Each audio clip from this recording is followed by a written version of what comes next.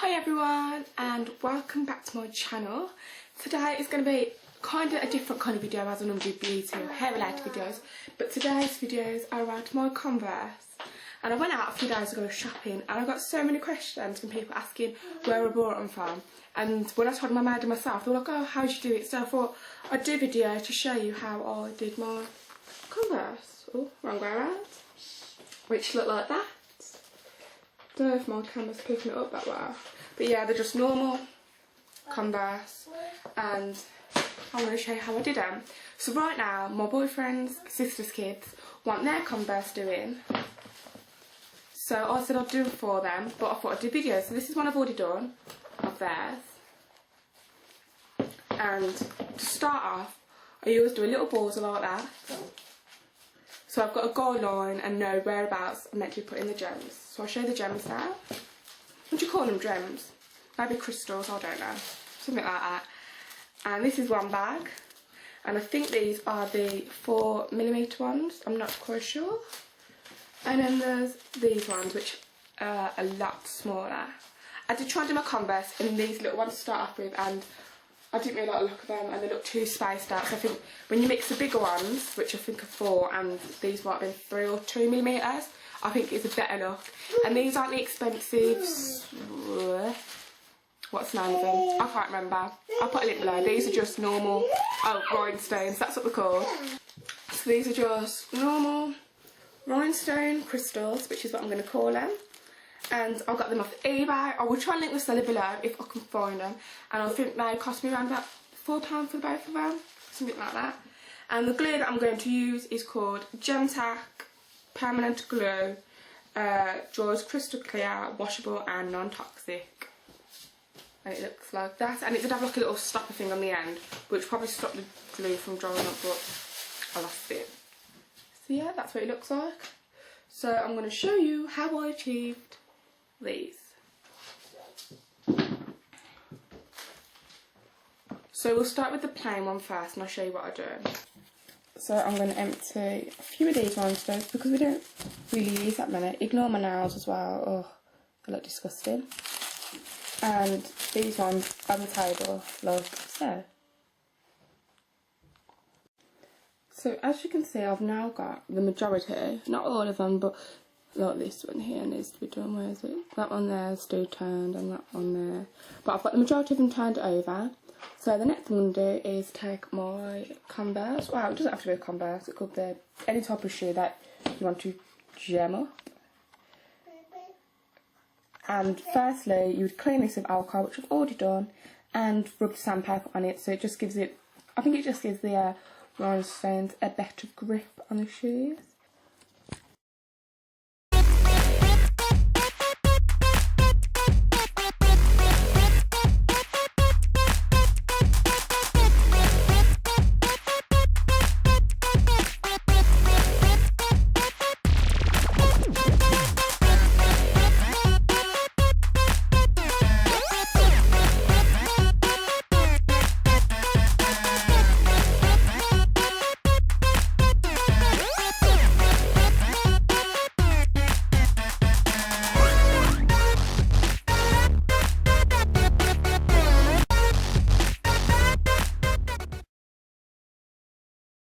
I'm going to try and find an easier way to place my camera and show you how I do the rest of it.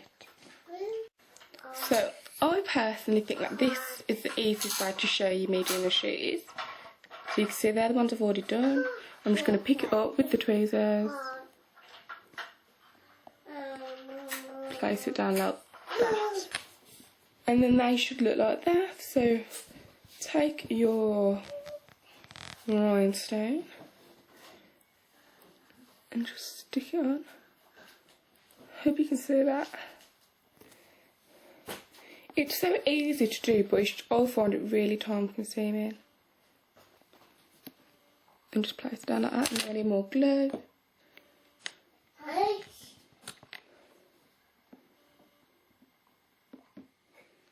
So I just dab it along like that.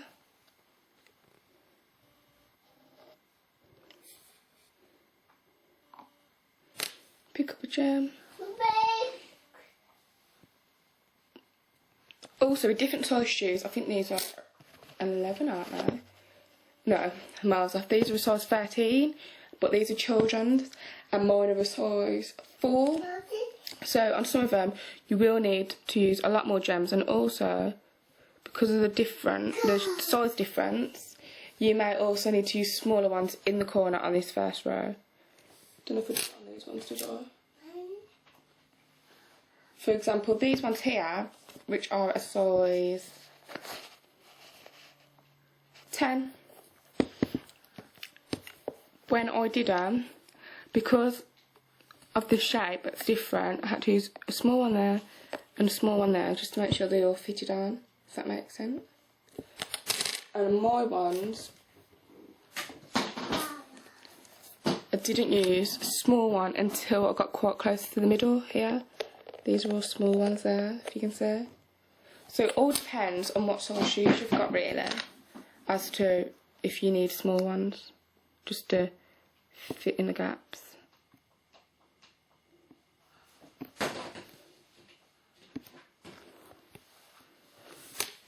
So I'm just going to carry on around doing the rest of this outline, and then I'll get back to you.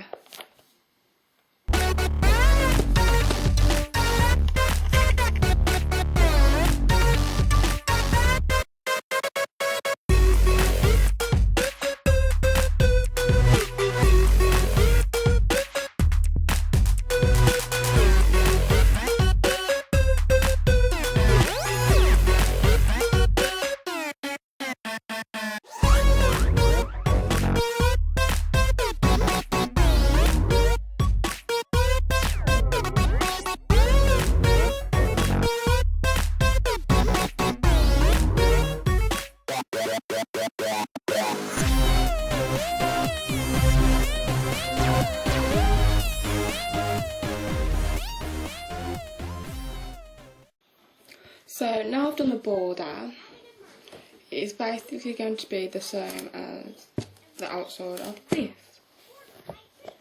like so.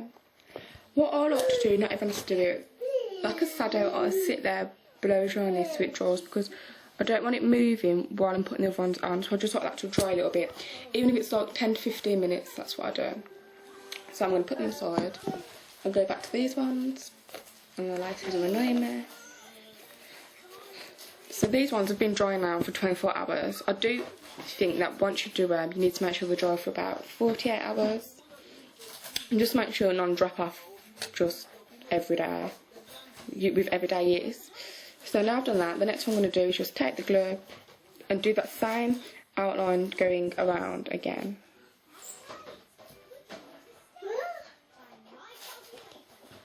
Doesn't have to be neat or anything.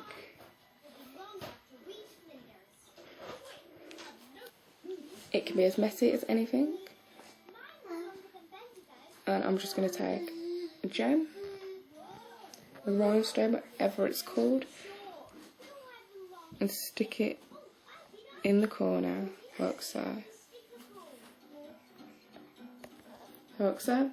And because we're not going to fit a big one there, we're going to take a smaller one, and we're going to stick that in between the border and the one we've just put in.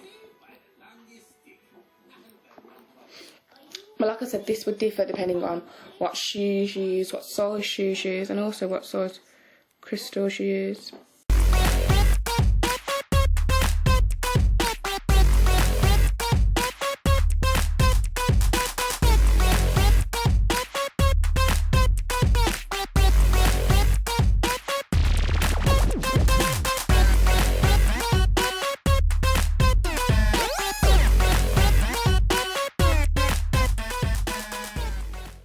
As you can see, that gap isn't going to fit a big one in, so we're going to take the small ones, which I haven't got any out yet, I don't think. And the small ones are a nightmare to turn over. So there's another small one. Stick it in the gap there. Ta-da! It should look like that. So I'm just going to carry on doing it now, and then when I get to the middle I will stop and show you what I do if I get stuck and I can't fit any in. So now I've filled it in around the edges like I said I would, and we've got the bit in the middle. Now normally when you've gone this far and you get the bit in the middle, you get big gaps and little gaps, and it's not even, and you've got big and small. So I'm just going to see how this one goes and see if we have the same problem, and if not, it's all good, but if we do, then I can show you how to deal with it. So we're going to start back with the big gems,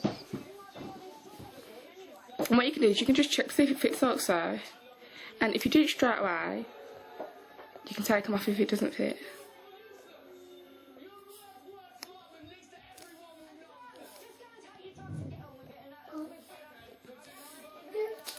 Ooh.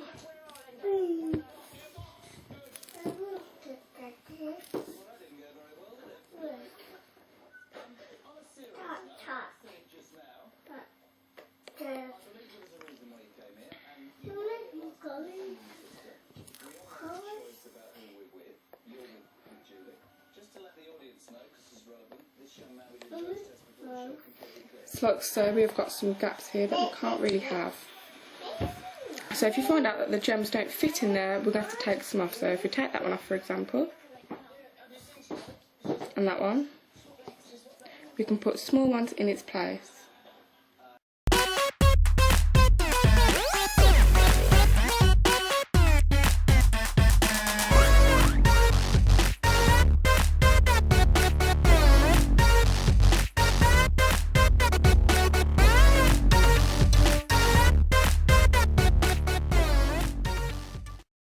So like so, now we've got a gap in the middle, we've got a little gap there, but I won't say that gap's that bad, to be honest.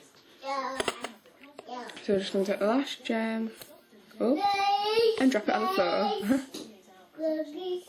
Just stick it in that gap.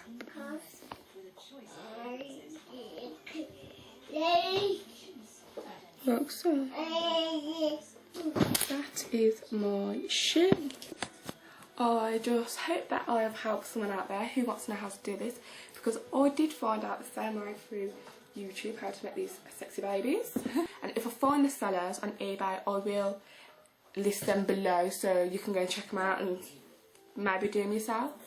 So I think that is it really. Don't forget to like and subscribe because it really helps, and I will see you in my next video. Bye!